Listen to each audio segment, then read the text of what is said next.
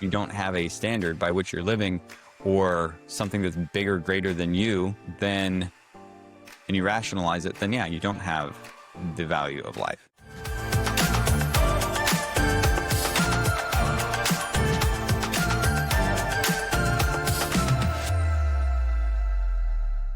The thing we want to talk about today was velvet brick leadership. And I came from a couple podcasts ago, and it came from somewhere. Um, but where I was going was I am, I like the counterbalance that I have to do a lot of times because I have a very interesting job, interesting position. And so there's a lot of times that I'm traveling, I'm on the road and I'm doing a lot of stuff. But then when I'm home, I am a lot more intentional about not working as much when I'm home because then I can be more home and be more present with the kids and, do the retaining wall project and other stuff like that I can just do while I'm around town. Yeah. But I'd love to we started the reason that I wanted to loop back to this velvet brick leadership is you mentioned it like kind of at the end of one of the podcasts, I don't know, 3 or 4 weeks ago. And so I wanted to loop back to it because I thought it was such a cool analogy and I thought it'd be great to unpack and we could talk through it for ourselves real quick. So Yeah. yeah. Was it Tim Elmore? Right. One of the Yeah. habitudes. So, Tim Elmore, uh, loved his books.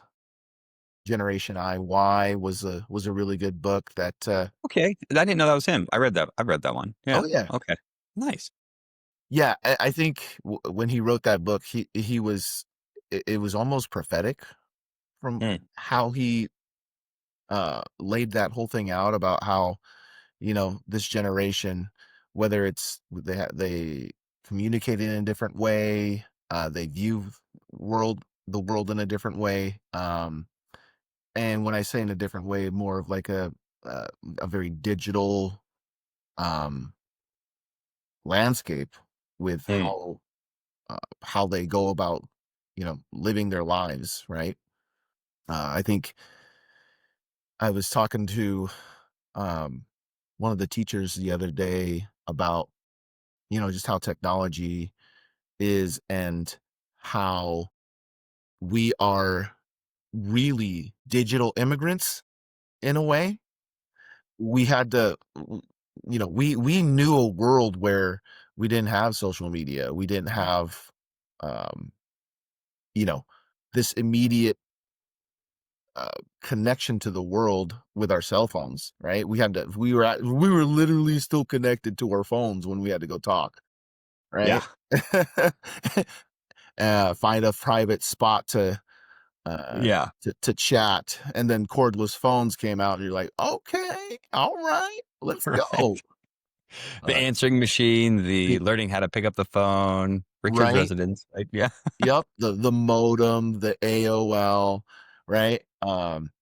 And so uh, as opposed to the students these days, which they're actual digital citizens, like they have been raised in this world, really, right?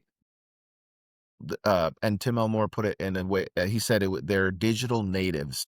Mm. Yeah. This Yeah. is very familiar to them. They were raised on this. Yeah, that was one of the books that he read or that he wrote was Generation IY. Then he wrote another book called Generation Z. One of my favorite books of his is actually artificial. Oh gosh, I'm trying to remember the name now. Oh, artificial maturity. Mm. And I think he wrote another one like 12. What is it? It's right here. 12 mistakes parents can avoid. And like again, mm, I try to be really intentional about how I become a father and how I raise my kids. And so I've really gravitated towards how he writes. Mm. And so like collectively he created this curriculum, this educational curriculum called Habitudes. And Habitudes are basically like image-based lessons, where they teach you principles about, life and, you know, uh, how you carry yourself. And one of the principles, or one of the images that he wrote, about that he shared, was called the velvet brick leadership, right? And it's basically, um, a, um it's a style of leading that combines kind of like your firmness, which is the brick, with compassion, respect, empathy, and that would be the kind of the velvet part of it, right? It's both. So it's about being strong, consistent, clear in your expectations, and then in a way that feels, um, very, supportive, rather than harsh, or, yeah, like, authoritative, I guess. I mean, I actually don't mind authoritative.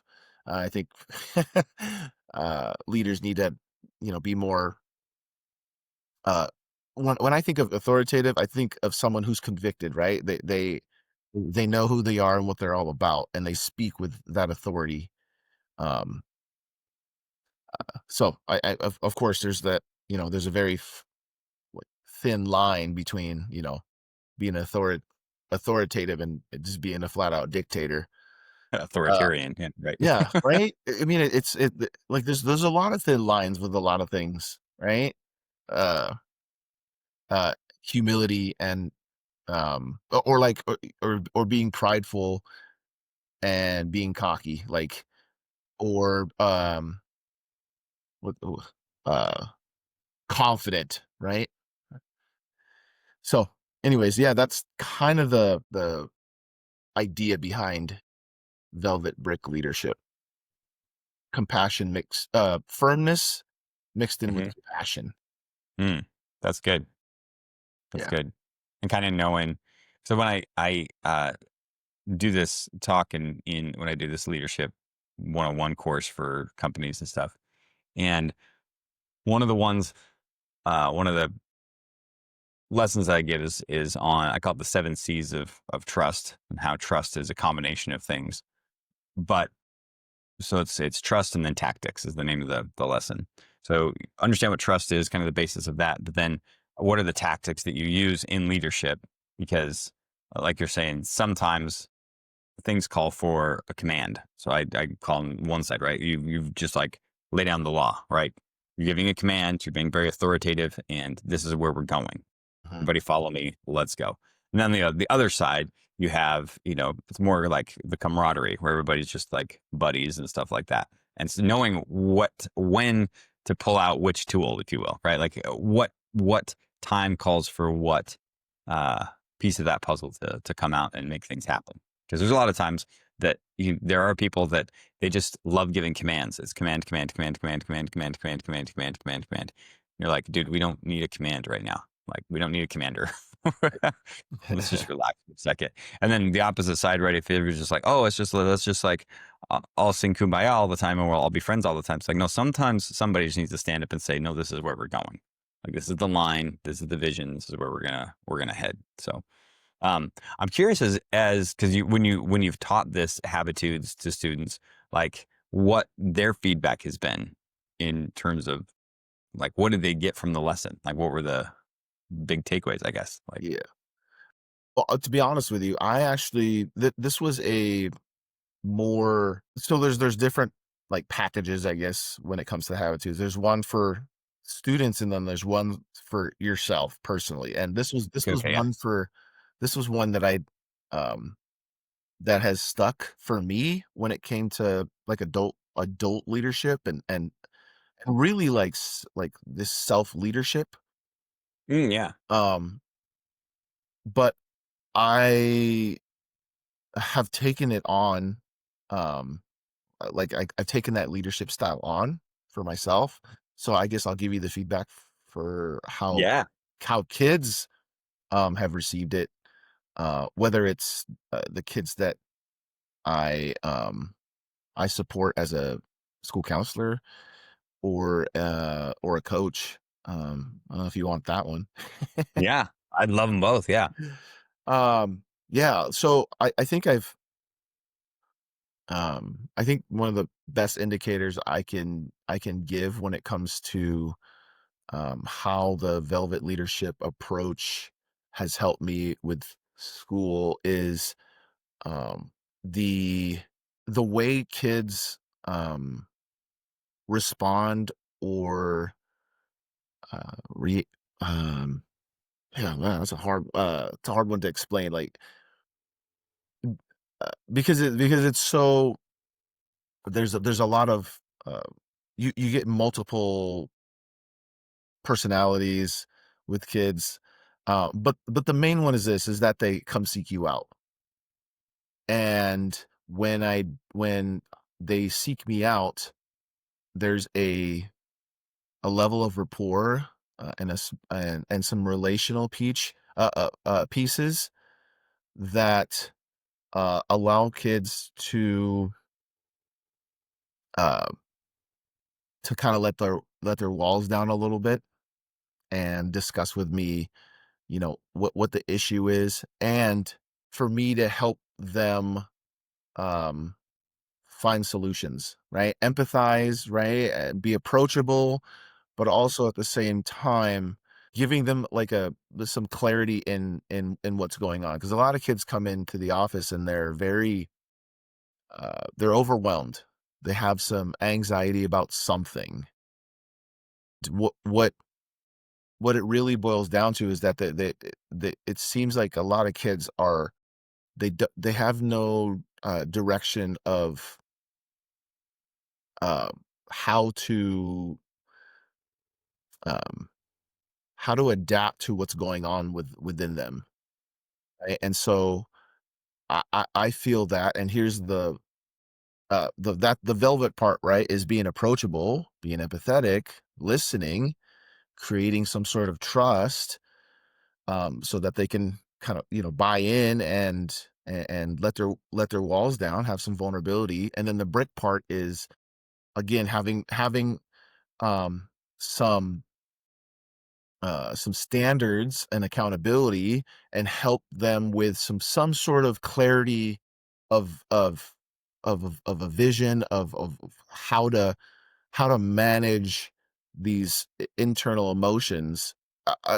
because a lot of times their internal emotions come stem from something that's going on outside in the world, right? Mm. And Right. I'm trying my job is to help them understand that they have everything that it takes inside of them. They just got to, like, have uh some sort of somebody to coach them through it, right? To a velvet brick leader to kind of give them that vision, and help them see kind of their way out, so that as we become disciplined in doing these things over and over, they internalize those things for themselves, and that right, they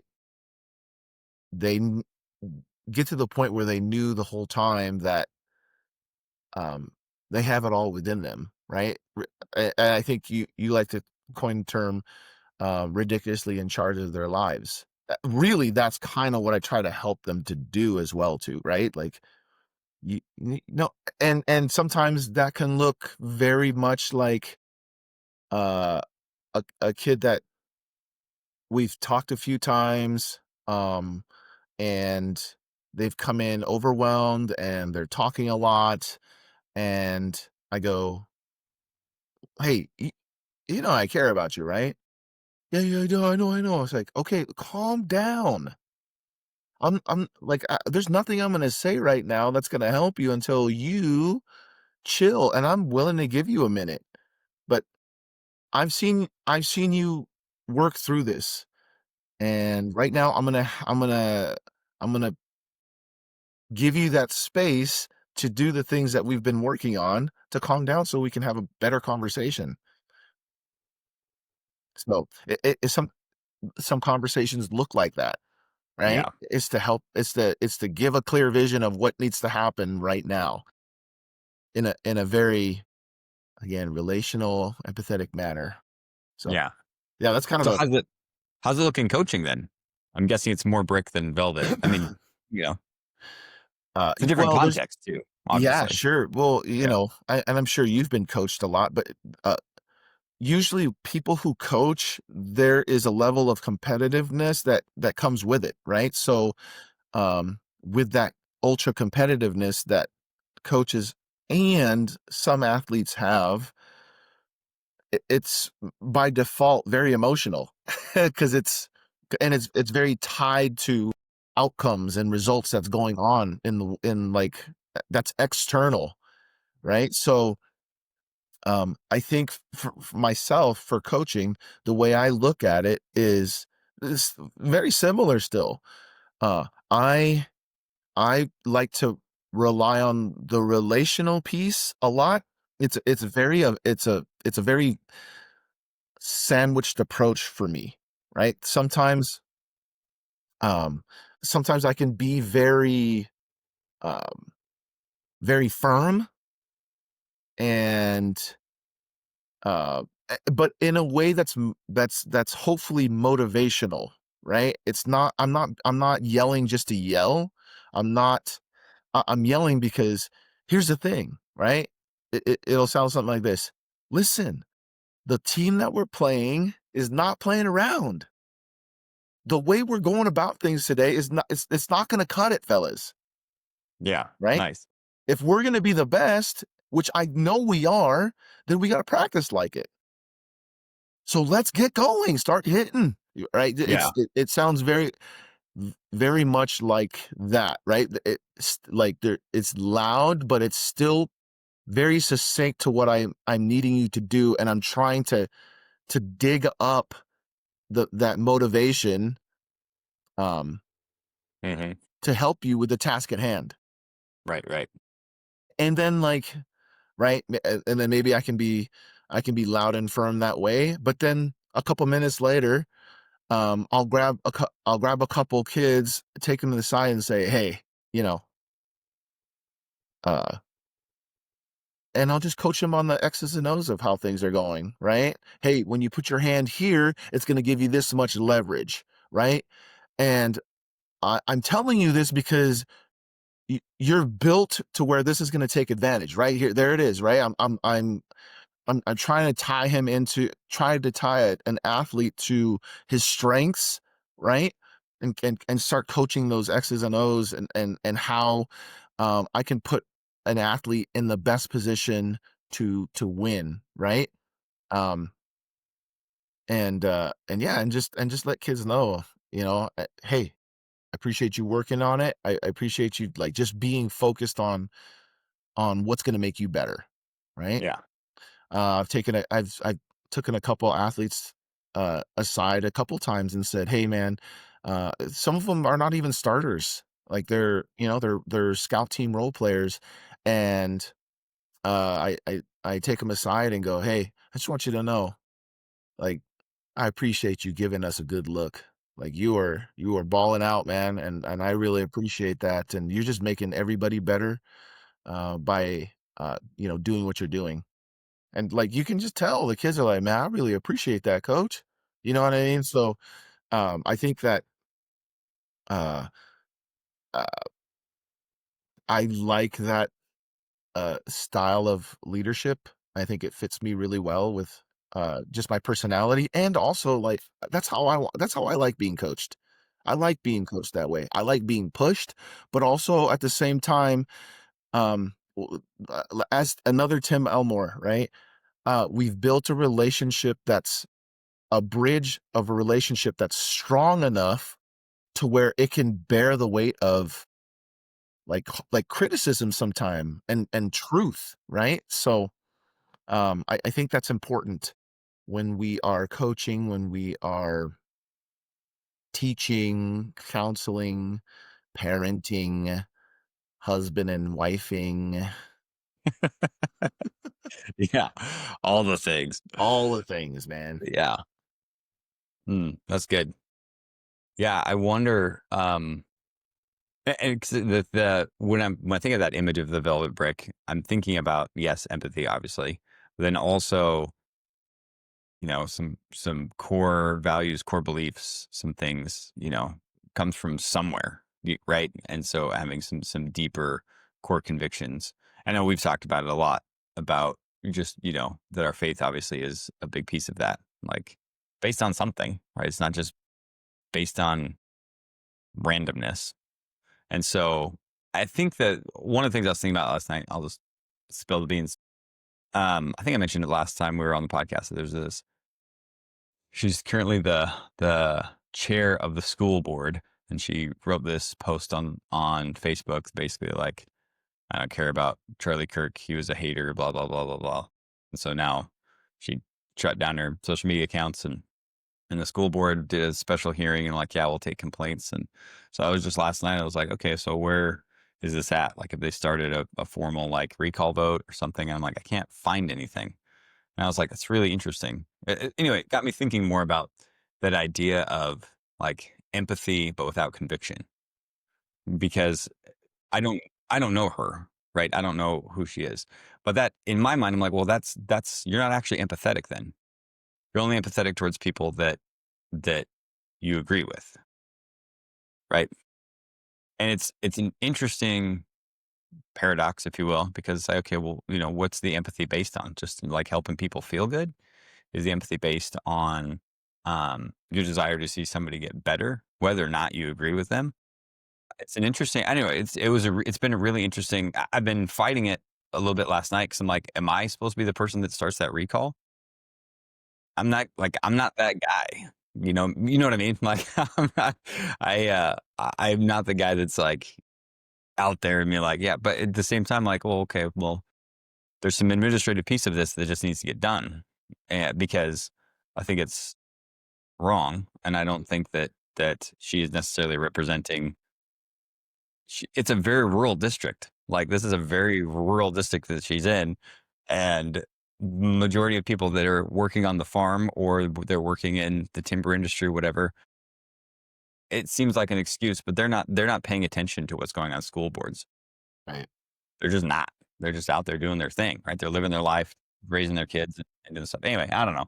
I don't know where I'm going with that. Well, It's just an interesting idea because a lot of times I think people think of the velvet leadership and like, well, people have strong convictions. Like, yeah, they have strong conviction and maybe they could say it a little nicer. Maybe they could have a little more relationship or empathy or whatever. But at the same time, I would much rather have that than, velvet laced jello, you know, like right. where there is no real conviction or the conviction is just what you feel instead of based on something, right? Yeah. And back to this conversation I know we've had before of like, there has to be some absolute truth. There has to be some standard. And ultimately, like, what is that standard?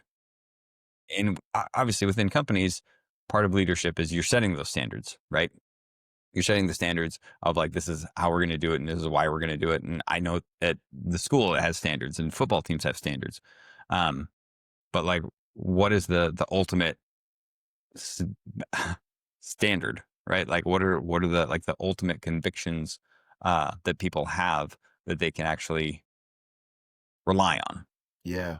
So they're just Y- going with whatever they feel. I was thinking too, it's a very, like a very faux empathy. Mm, You know what I mean? Like, yeah. which is what the online world does. You have this like sense of, Mm, um there's a sense of boldness because like we've talked about this a lot in in our podcast. There's a sense of boldness that you think you can step into because you don't see the people, right? You don't see the people in front of you. Um but but you still, I don't know, but you still get it though because you get comments back, but you don't, which it doesn't affect you at the time. Um but yeah, that's an interest. Actually, not, that just brought up like an interesting dynamic of how do it. like there's a sense of boldness in the matter when you're commenting online and doing whatever it is that you're doing, and then like you feel good about it in the moment, and then it opens you up for feedback that's not like a face to face type of feedback, you can either, you know, take it or not. You know what I mean? Like, it's feedback, but it's not the type of feedback where you're in front of a person, having a conversation about whatever topic that brought up whatever it is you're feeling, and then you can just kind of go back and forth to where you can have an understanding. It goes into this like melting pot of comments that it's uh It's more of a cesspool of everybody comment. gets to. What's that? So it's more of a cesspool than a melting pot, I but yeah. Yeah, I agree. I agree. Cesspool. That's a good way of saying it. Uh, yeah, trying to like flesh out my thoughts on this because I just don't think it's healthy. Everybody gets the comment. I mean, I remember. I think of it like this. So when I used to substitute teach, that was how I approached a very loud classroom. Was that I would say I would just kind of stand up in the front, say my name. I didn't really have developed the kind of the choice A, choice B type of talk yet, but I was very I'm very convicted in like my expectations of how I want to be treated and how I'm going to treat you, right? And that was like the forefront of how I was going to do things, and I um it's sounded it felt very much the classroom, that is, it felt very much like a messaging board, like a blog Mm. where everybody commented and just blurted out what they wanted. And so I just brought that up. I said, okay, um, just so you know, uh, the chat room is done. Like these comments out of left field, uh, these impulsive like um things that you just want to just talk out. Let's be done with that. And here's the reason why: because I'm going to respect you, and when you ask me a question, I expect everybody else to listen to what you have to say. And also, when I have something to say, I would appreciate, receiving that same respect back. Boom. Kids understood what I was asking from them just by that. And it wasn't harsh. It was very um my tone was firm, but yet it also like um I had a tone in there to where I was also asking them for their buy-in too, because I'm buying into them today. I need you to buy into me. That kind of tone. So yeah, uh, that's how I feel sometimes with how classrooms can be. It's very much the comment section Mm. on social media. Yeah. Very again, if they're digital natives, it makes sense. Here's Right. the thing. I'm a reality native, which is where we live and Yeah. breathe. Um, and you know what I mean? Like, so I'm going to model respect and I'm going to model integrity, accountability, right? Mm. Yeah. And that's what I'm asking from you. I'm asking for you to be accountable right now and accountable for your actions and yeah. So anyways, uh yeah, I think I was going somewhere with that, but then I got off that It was good. social media train. Yeah. But That's also too, right?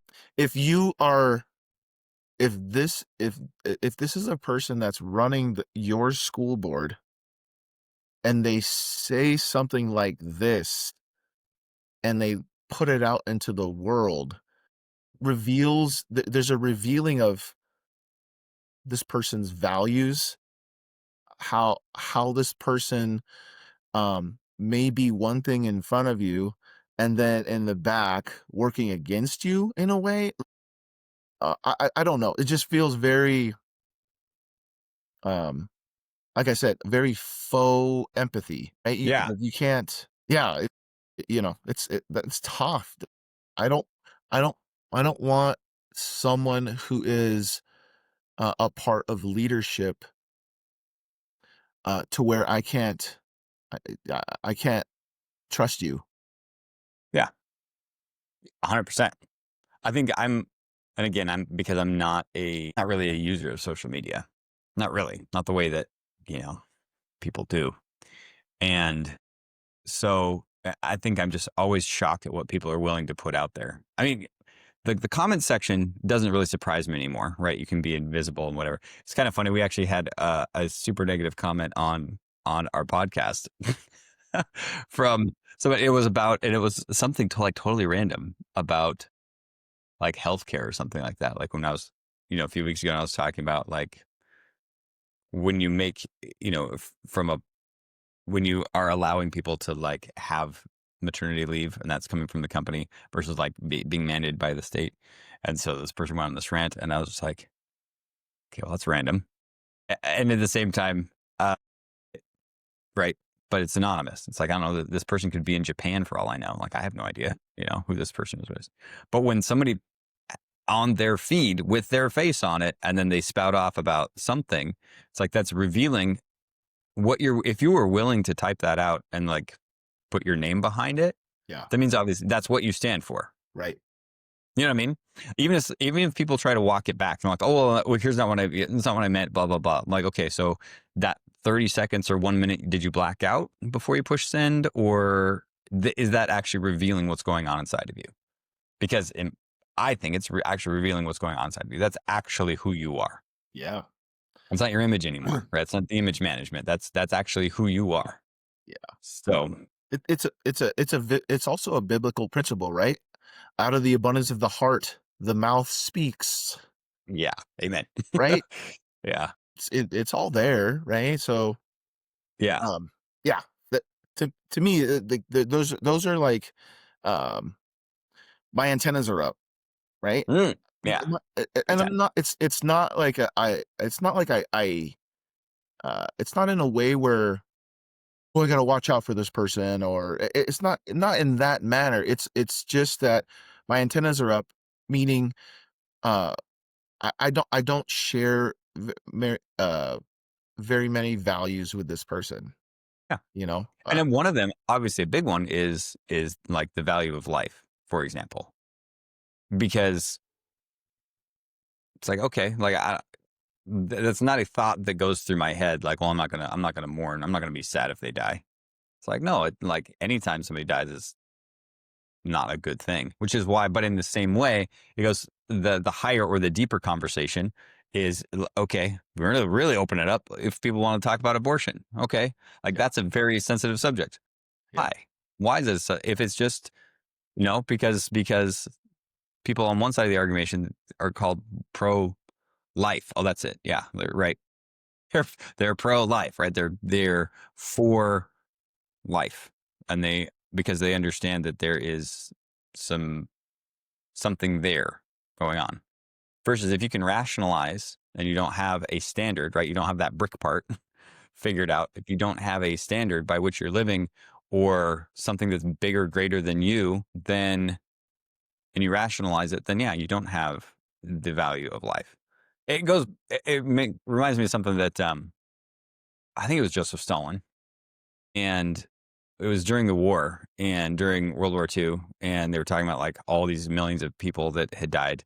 And he essentially said, he's like, okay, yeah, if one person dies, it's a tragedy, but when millions die, it's just statistics, right? Because in the right, in communism, there was not a value of life. It was just okay, no, it's about the collective. Instead of the interesting with Christianity and our faith is that the thing that the individual is valued because and the collective is valued, right? And the exactly. greater goodness of mankind. But that starts at the individual level. That doesn't start at the community level.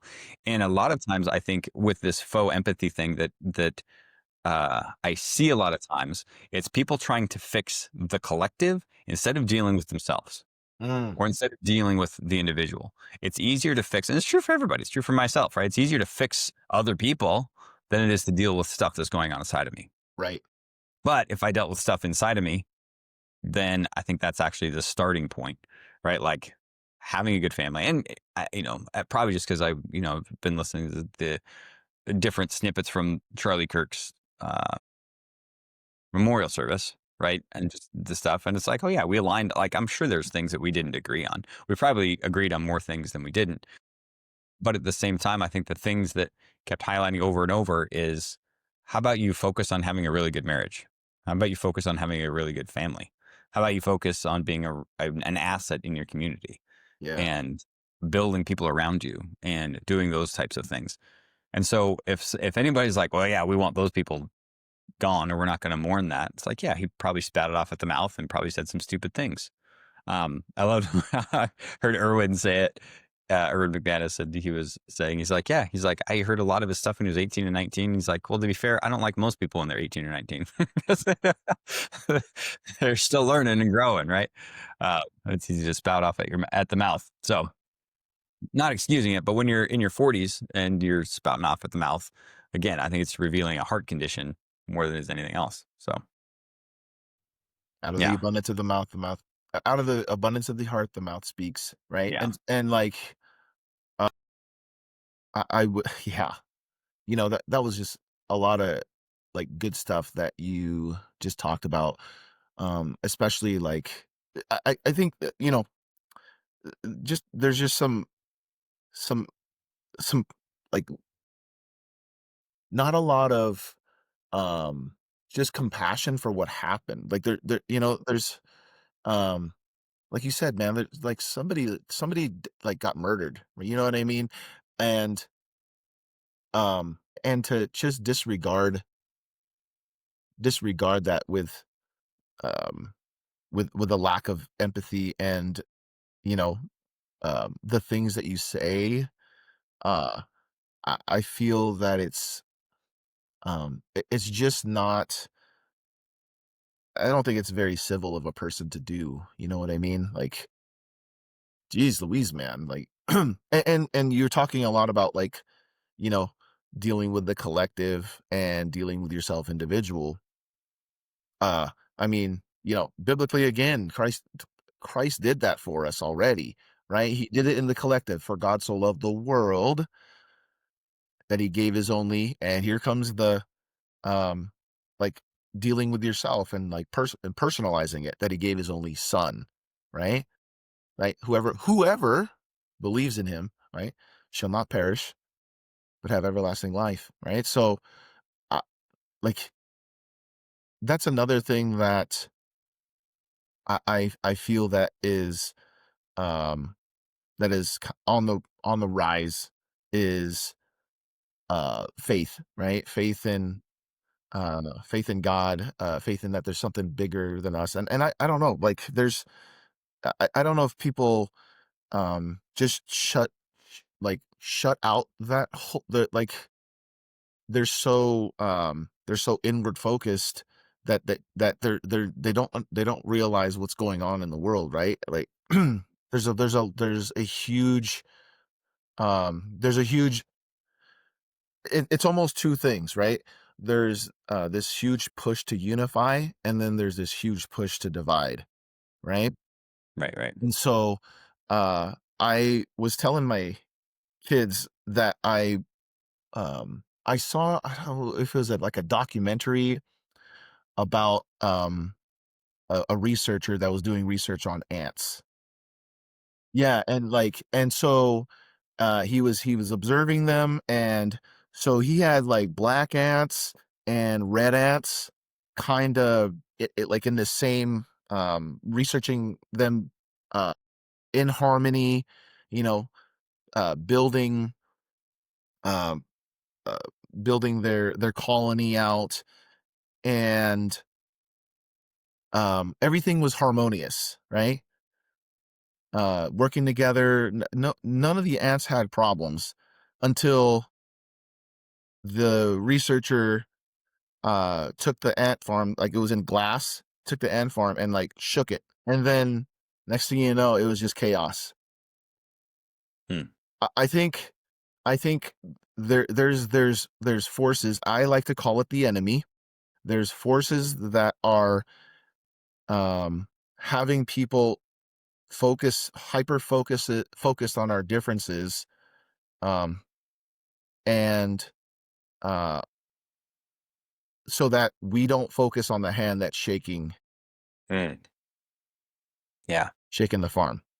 Um, so anyways, take that for what it is. That's right. What skin color you are. I had a kid yesterday. Um, I was picking another student up, and this kid goes, Maui.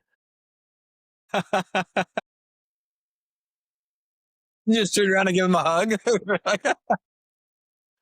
And here's it's funny the reaction that came up from like kids, like Yeah. teachers.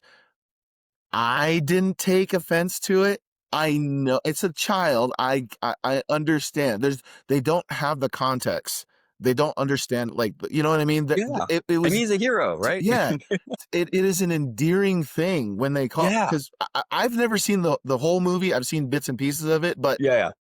yeah, he's the hero, right? Yeah. He helps save people. Yeah. So I take that as an endearing thing, but you can see how the kids are like, oh my gosh, dude was calling a racist. I'm like, no, no, no, I didn't take any of, like, I have to give them context. I didn't take that at all as being racist. My name is Mr. Sebastian. I would prefer you calling me Mr. Sebastian, but don't, like, it's all Yeah. good. Yeah. You know what I mean? Like, uh, but again, right? Like, the s- there the enemy has got you so focused on differences, that you can't like, some kids can't look at that in a positive light, or just take it for what it is. Like, I yeah, anyways, I don't know where I was going with that. Uh, it was pretty funny. That's really funny. Well, he's telling Montana you're going to be the closest thing. Yeah, for sure. There's not a lot of 6'3" Samoans walking around East Right. Helena, Montana, and so that's the context that some kids have, and that's Right. okay. Yeah. Yeah. I don't take offense to it. Jeez No. Louise. Yeah. That's so funny. Yeah.